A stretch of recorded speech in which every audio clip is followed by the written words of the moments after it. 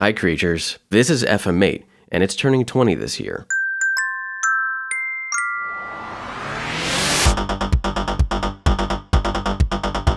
Native Instruments' own FM synthesizer is a successor to their earlier FM synth FM7, which was their emulation of the Yamaha DX7. When it was introduced in 2002, it stood alongside Native Instruments' other legacy plugins like the Hammond B4 and Pro 52, emulations of the Hammond organ and the Prophet synthesizer. While there were other synths that utilized FM technology to some degree, FM7 was the first to overtly be a DX7 emulation.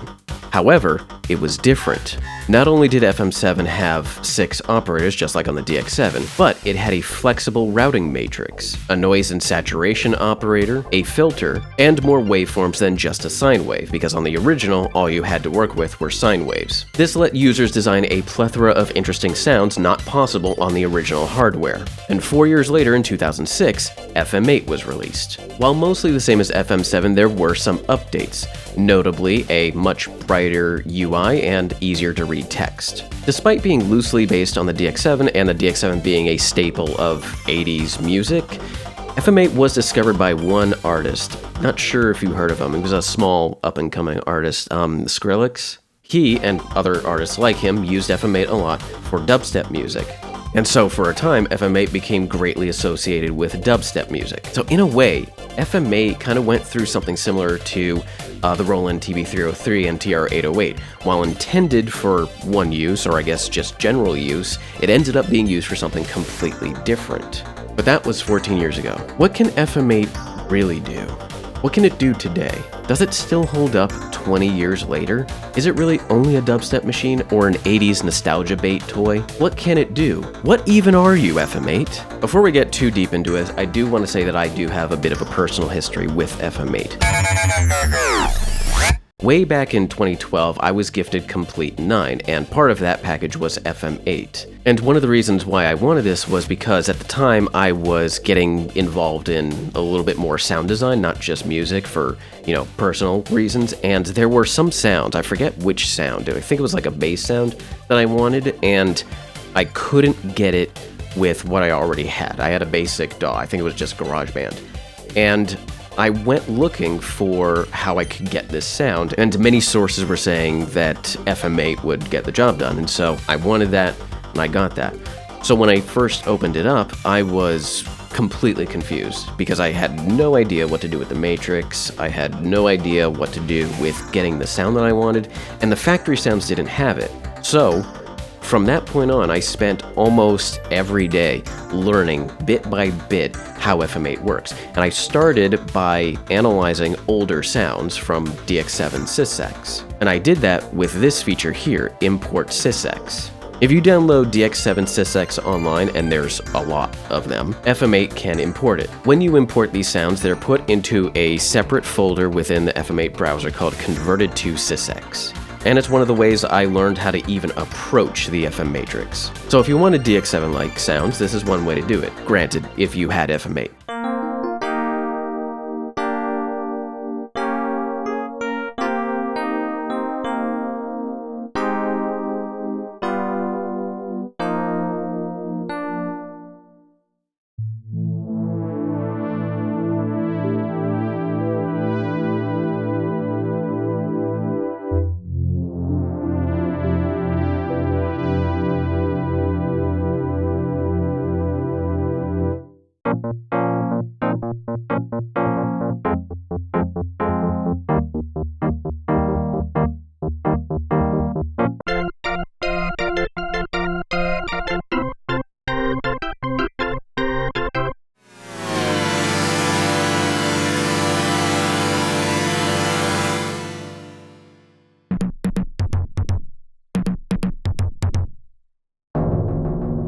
For those of you unfamiliar with FM8, here's a quick rundown. FM8 opens up to this page. It's the browser for all your sounds. Over on the far left, you have the bank name, then you have the sound type, subtype, and the mode that the sound is in, as well as the list of presets. If you wanted to search specifically for these sounds in any one of these banks by folders, for instance, you have the folders over here and the sound over here. A tab underneath that is the attributes, and this is where you actually save your sounds by the bank, type, subtype, and mode. The tab underneath that is the master page. This is where we set the number of voices. We can have it in unison mode, polyphonic mode, monophonic mode. We also have things like portamento and sound quality. We can increase the analog sound quality or even the digital sound quality. This is kind of like a bit crusher, except we can't determine the bit depth or bit rate with this, and so the quality is going to be the same. It just adds a bit of digital noise to the sound. Over here to the right, we have MIDI control assignments. Then we have effects. We have a number of different effects we can choose from, overdrive all the way down to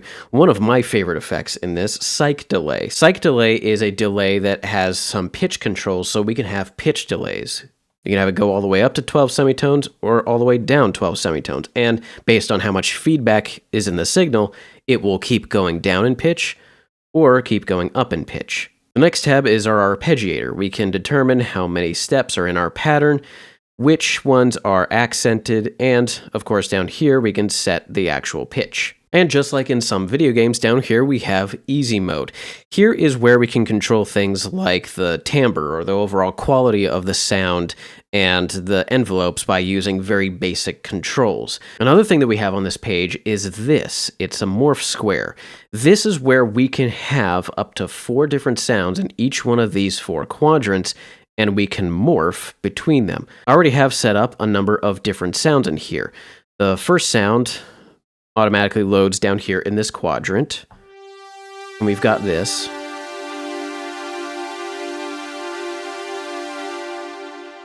If you want to add sounds to the morph, just go into your preset, click and drag, and they'll end up right in there.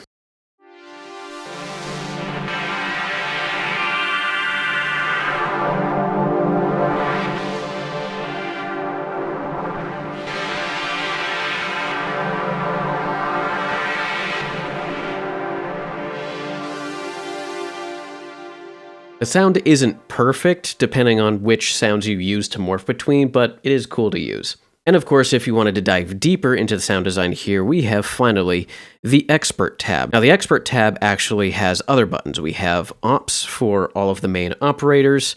We have the Envelope for the envelopes, Mod for modulation, Keysk for key scaling, and Spect for the spectrum.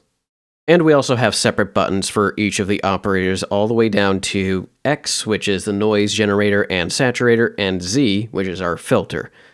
And we have a pitch envelope. Going past already designed sounds, how would one get started with this? With a new preset, you already have one sine wave going directly down into the mixer here. Right-clicking turns the operator on or off. Any of the operators can be sent into the mixer or be sent to any of the other operators.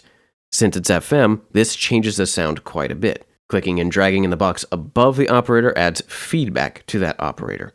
If you add feedback to a sine wave at around 40 or so, you end up kind of making a pseudo sawtooth wave. And while we're at it, let's go through the other waveforms. Here's a pulse, triangle, sawtooth. If you notice that they sound a little bit soft and filtered, they kind of are. To brighten them up, just add a bit of feedback.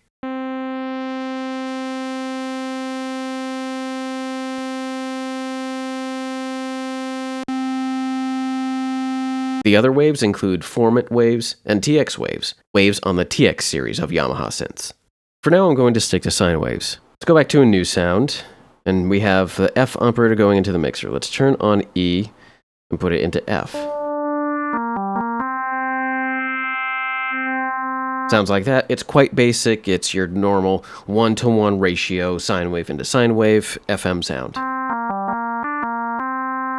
And for the sake of making sure everything sounds nice and consistent, let's key sync both of these. And because I am going to use this eventually, let's key sync that too. So right now we have... my playing is horrible today. Very basic sound. What we can do with D is route it either into E, or F, or both. And we can see the different ways that that affects the sound. So with just E, look at the waveform. Changes like that. It seems to add little hills and little dips and valleys there. But with D, going into F. Very similar to the same thing, just at a higher rate. But if we were to route it into E, it kind of turns it into almost a reverse sawtooth wave until it does that. There's different ways to change the sound depending on where you route these operators. You can also go backward, so F can go into D. That makes it much brighter. And if we give it a little too much, it does that. I don't know, maybe you like that sound. We can also send D and E directly to the mixer if we want. And just by doing that, and mind you, these are still just sine waves, but just doing that has changed the waveform from what it was before to this, a much closer to a sawtooth wave, without actually using any sawtooth waves. Over here, we have a little button that says Env for the envelopes. We can access this in a couple different ways. We can go here, or we can click on any of these buttons, A through F, and these show the individual operator pages where we have access to everything: tuning, the waveform, the modulation, and the envelope. But if we wanted to deal with all the envelopes all at once, the envelope page is here. And this is where we can change the shape of the sound. All of these envelopes are multi-breakpoint, which means I can set up an attack, a decay, sustain, and release, but I could also do this. If I add a point here in the middle of these two lines, I turn this sustain region into a loop. So what's going to happen is the sound is going to start here, hit here, and then repeat until I release it. You can hear that here.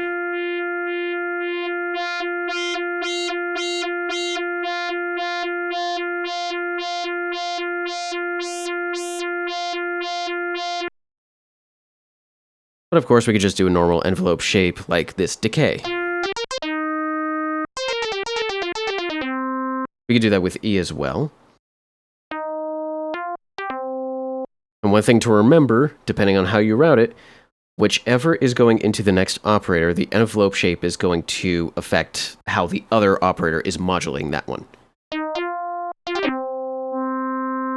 Now let's say you wanted to make the envelopes the same shape for all operators or for multiple operators. Over here we have these buttons, and this is a link. This link, if we were to click this, it does nothing because it's the envelope that we have selected. But let's say we wanted to make this envelope shape the same as this. We go here and then click here. And now they are linked. But let's say we just wanted to copy the shape over, but we didn't want it to be exactly the same. We click it again, and now it's unlinked.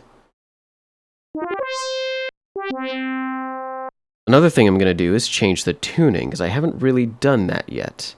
The way that tuning is done in FM8 is with ratio tuning and offset tuning. Offset tuning is fixed frequency. Ratio tuning is based on the harmonic series. 1 would be C3 equals C3. 2 is you play a C3, you get C4, and it goes up the harmonic series. So 1, 2,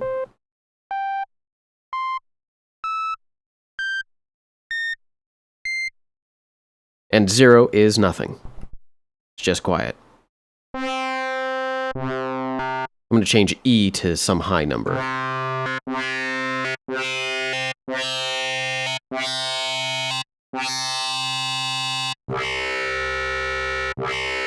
Is it starting to sound familiar? Let me instead go over and bring this back and change the modulation. Modulation by default has the LFO being controlled by the mod wheel, so we have this. And it's key scaled, so if you play a lower note, the rate is lower, and if you play it at a lower velocity, it's lower. Instead, I'm going to take the modulation and route it to the amount of E. Now, E is going directly into F, tuned to 7. So if I bring this up, what that means is, if I normally play the sound, we're not going to hear much of that operator's effect on F until we add some mod wheel. I'm going to do the same thing for D.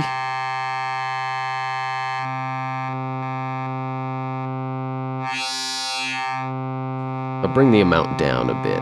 Actually, bring it up.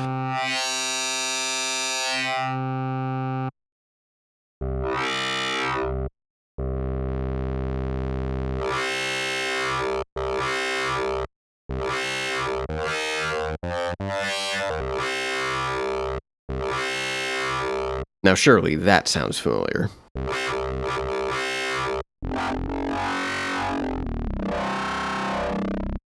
Here on the master page, we can make this sound much dirtier by adding some digital noise.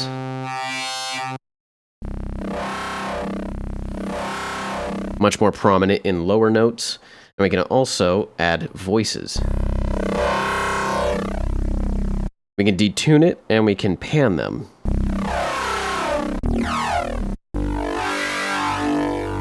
This is also where we can decide if it's going to be polyphonic or monophonic.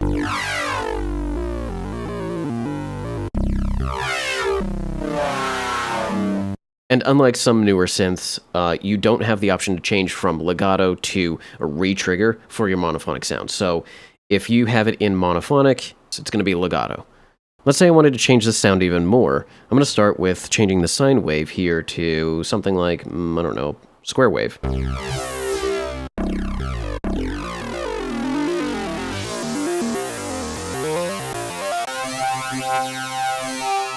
Really nasty sound. What about this triangle?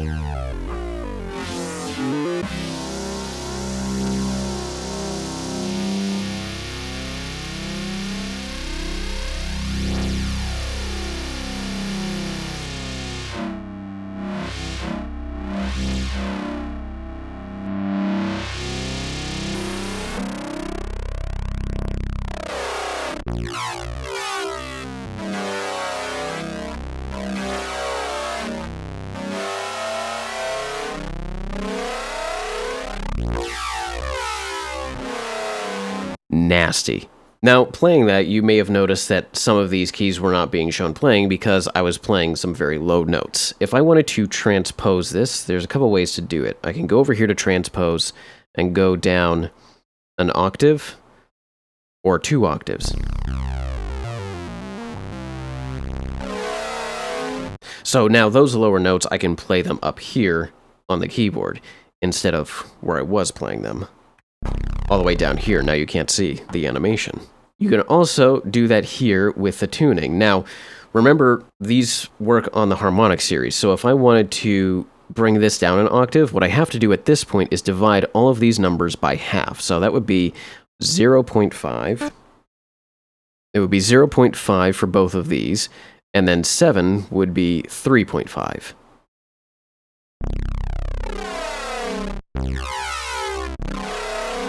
If you wanted to use tuning to go down another octave, divide this by 2 again. I mentioned that any operator can be routed anywhere in the matrix. That includes the filter and noise operator. If you wanted to add noise as a way to FM other operators, you can do that.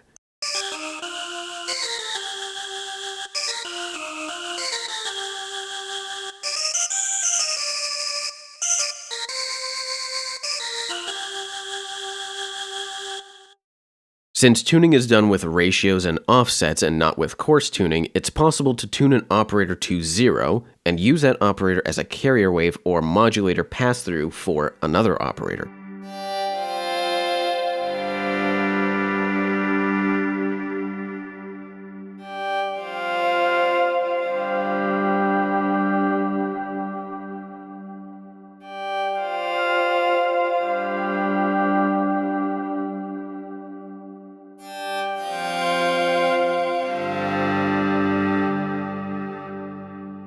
Changing the oscillator waveform to something else will affect the sound.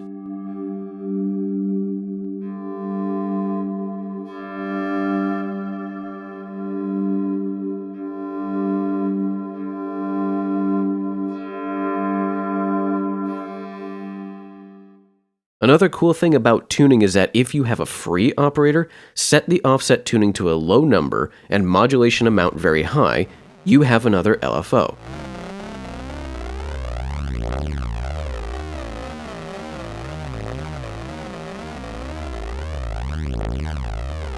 Changing the oscillator waveform will, of course, change the LFO shape.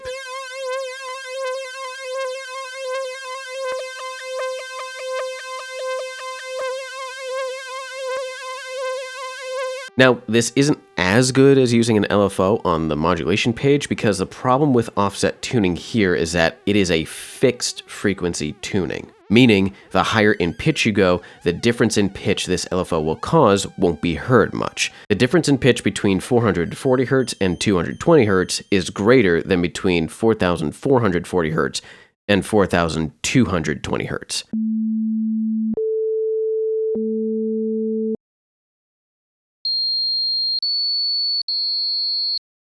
That's why if I were to use this method, and I don't much, but I do, use key scaling over here to lower the amount of modulation in the lower notes, but keep it high in the higher notes.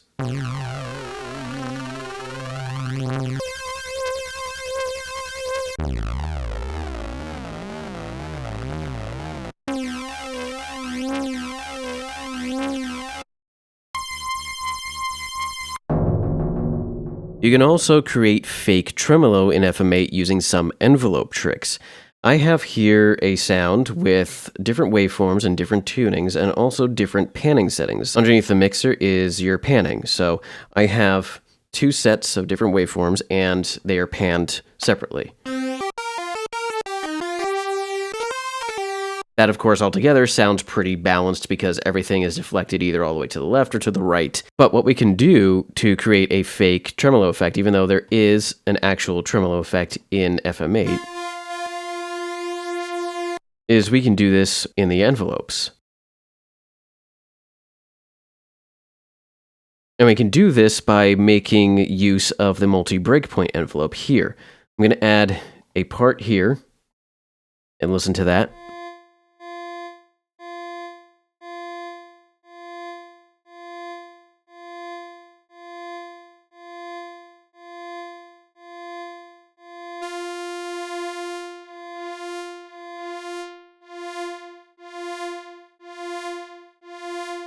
And what's happening is the sounds deflected all the way to the right are doing this up and down shape.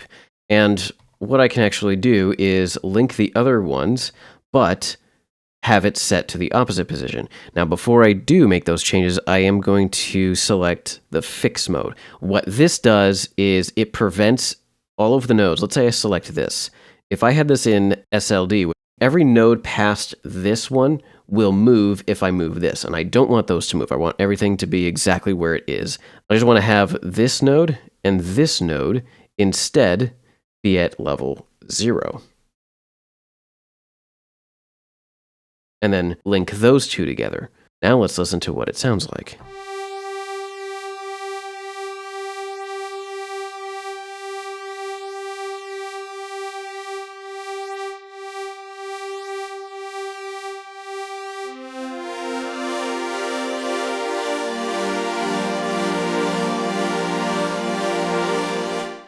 Now, of course, you want to remember that because these are envelopes, the actual stages of these are not going to perfectly be in sync, much like a tremolo, because every time you play a note, the envelope stage restarts. That's why it sounds like there's a conflict and it's not a true tremolo effect. But it's still interesting.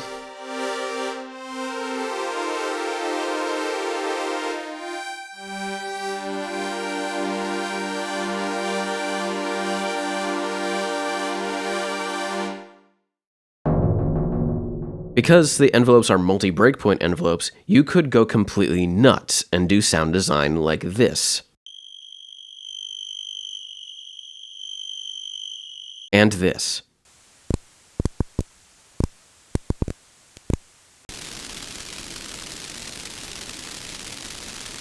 And this.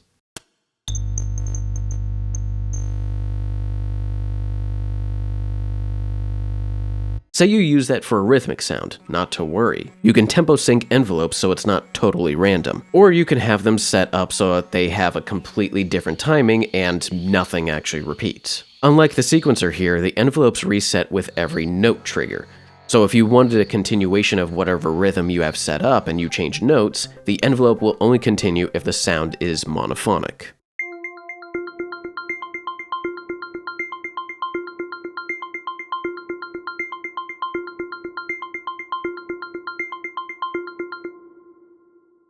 Sometimes I'll find myself on a forum where people will ask, what's a good cinematic synth? And many great synths are mentioned in these threads, including some that I have, but I rarely, if ever, see FM8 mentioned. And I'd like to make the case for that now, 20 years later.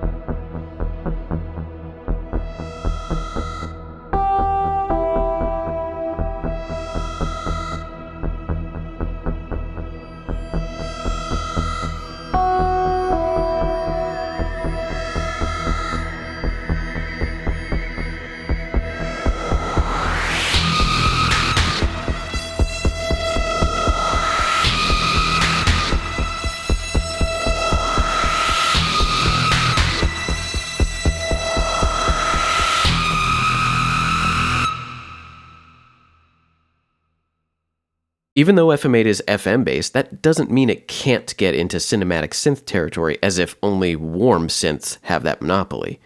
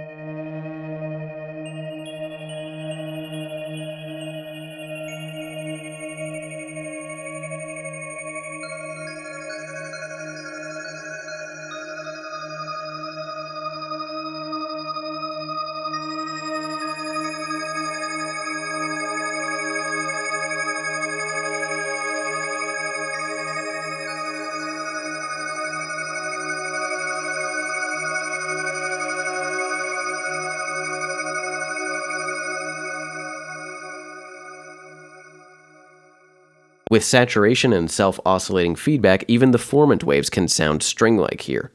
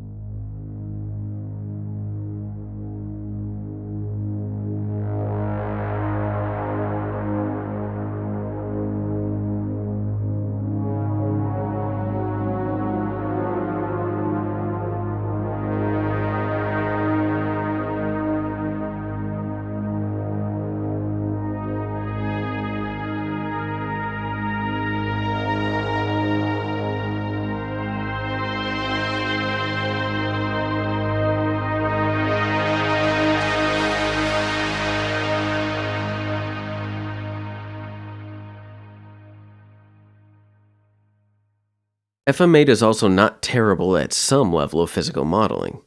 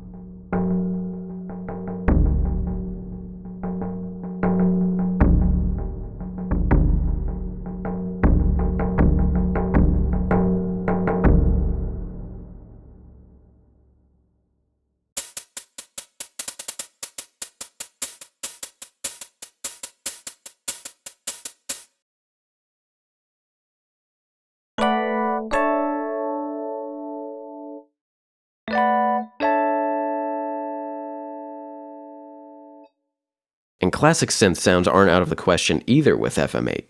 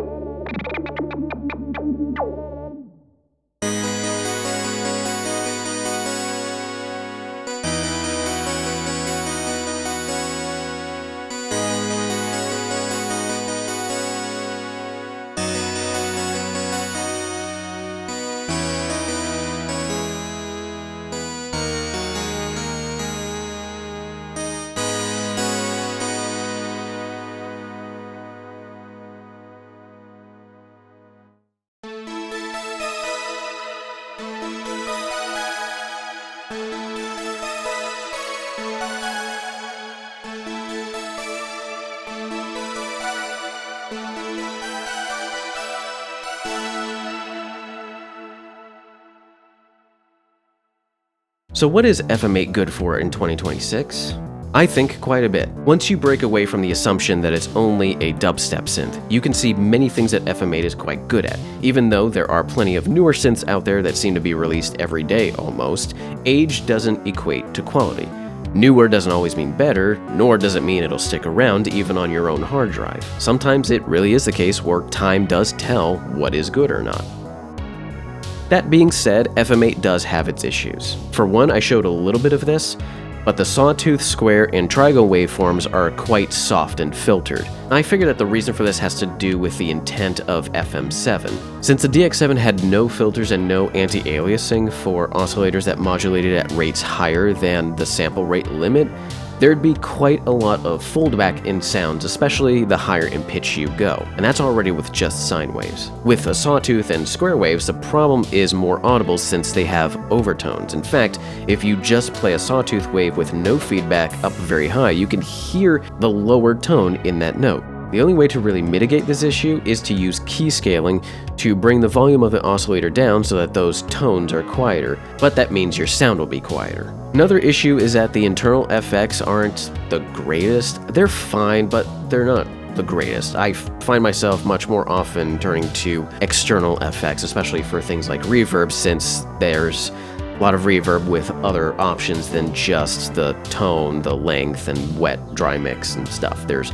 modulation, there's diffusion rates, and things like that. Another issue is this bug that I rarely encounter, but I think it's important to mention. If I tune an operator high enough and save that sound, the actual frequency will save much lower. Doing any kind of editing in that sound where I try to bring the original tuning back, the actual tuning will not go above a certain point, rendering the entire preset unusable. And the biggest issue, there's no undo. Yeah, and it doesn't help that it's way too easy to accidentally lose all your progress if, say, you accidentally hit an arrow key or one of the other letter keys and select another preset, for instance. I may or may not have done that a couple times before. But as a user of FM8 since 2013, it's still got some years to go for me. That's FM8 20 years later. Is it still good? I'll leave that up to you. Alright, bye now.